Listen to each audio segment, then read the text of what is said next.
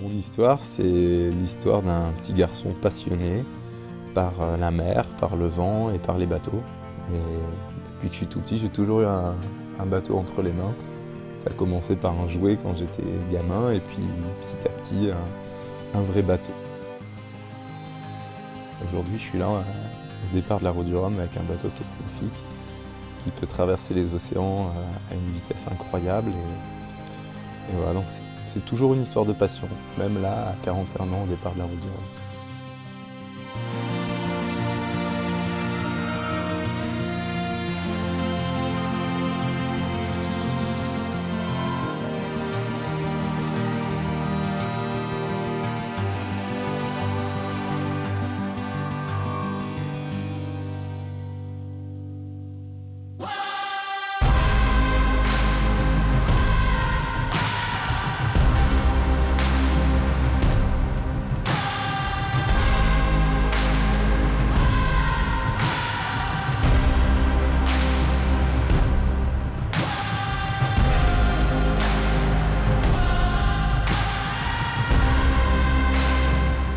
Et voilà, une fois la ligne de départ franchie et une fois en navigation, la pression redescend un petit peu, je me sens avec plus en phase avec mon bateau et c'est assez agréable une fois que la ligne est franchie et qu'on commence à prendre un petit peu le large.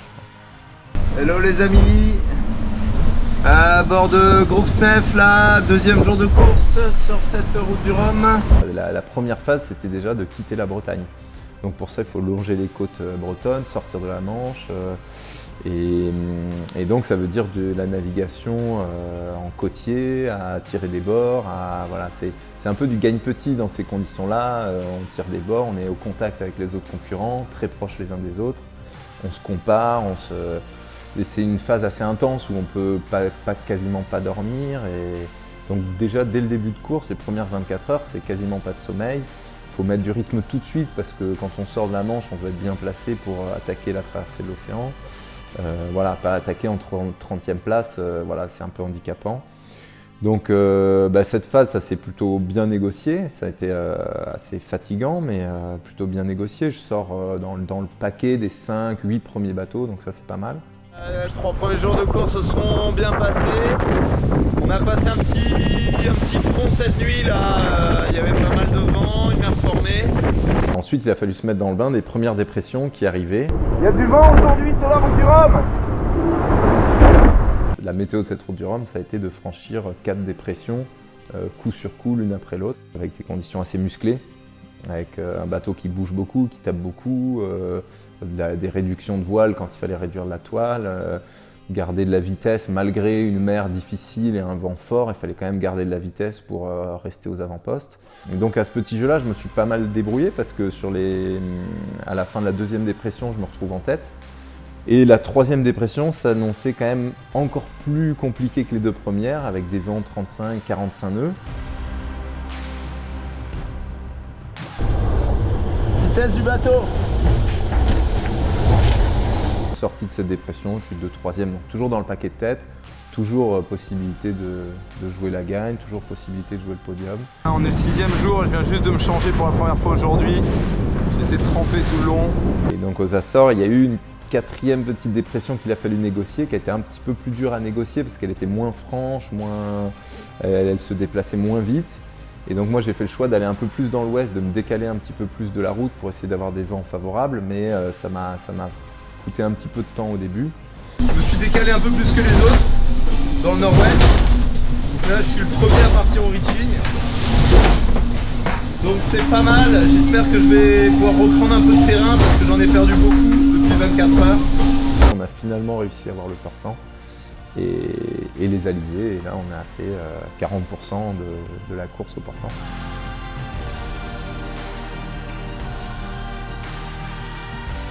Mon aérien il s'était cassé le 2e jour de la course et donc ça faisait 6 jours que j'avais pas d'infos du vent.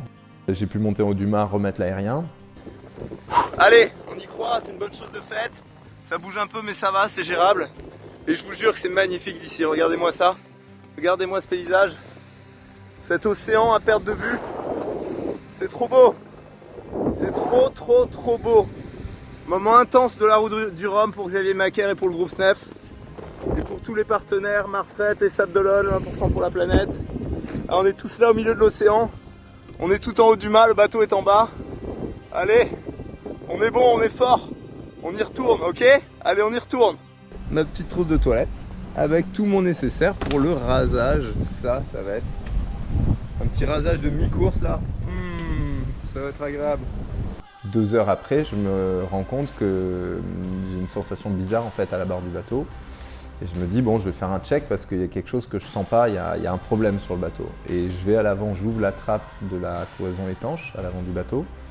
Et là, je vois 150 litres d'eau, l'équivalent d'une baignoire qui se balade à l'avant du bateau. Là, des fissures sur la coque et dans le trash box. Je me rends compte que la coque est fissurée et que là, ça commence à être du sérieux et qu'il va falloir lever le pied en fait et mettre la course en stand-by. Quand j'ai vu cette avarie, quand j'ai réparé, j'étais vraiment dans l'optique de me dire le but c'est d'aller en Guadeloupe et coûte que coûte on y va, sauf si vraiment je me retrouve dans l'incapacité de continuer. Donc je répare avec les moyens du bord, j'avais un peu de résine, un peu de fil de verre, je répare. Quand j'ai vu que la réparation finalement était solide, bon, j'ai pu remettre un peu du charbon, envoyer la toile, attaquer un peu plus, accélérer pour finalement finir la course comme si j'avais pas de soucis sur le bateau.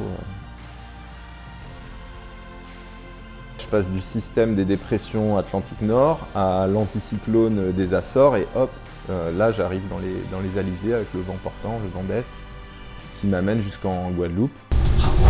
Bon ben voilà, on est sur notre dernière journée dans les alizés. Ça tartine bien aujourd'hui, il y a 25-30 nœuds de vent. Donc en fait les 6 derniers jours de course, je les ai passés dans ces conditions-là, un peu musclées, un peu et humides et à quand même mener le bateau en me disant je vais essayer de remonter parce que j'avais rétrogradé avec les réparations à la 8e place. Et il y avait quelques bateaux devant moi qui étaient à portée de tir et l'objectif pour moi c'était vraiment d'aller de tout donner jusqu'à la fin de la course pour essayer de grappiller quelques places. Ce que j'ai réussi à faire parce que je suis remonté jusqu'à la 5e place le matin de l'arrivée avant de me faire redoubler au dernier moment sur le contournement de l'île. Quand je regarde l'ensemble de la course, que je vois tout ce que j'ai réussi à faire sur cette course, me placer en tête après 3 jours de course, batailler pour le podium. Puis malgré mon avarie, de réussir à remettre du charbon, redoubler des bateaux et finir 6e, voilà, c'est quand même, le bilan il est positif.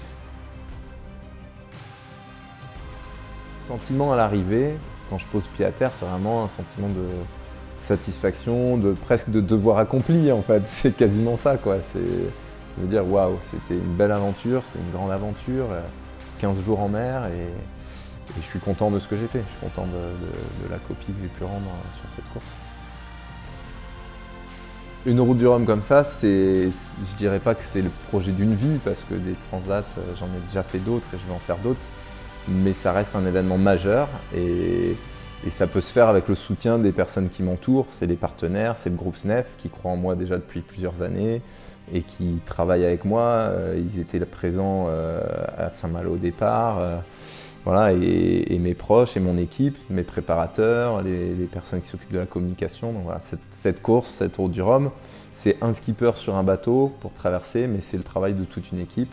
Et je remercie tout le monde pour tous les gens qui m'entourent pour le travail qu'ils font avec moi et dans la bonne ambiance et voilà, avec tout ça.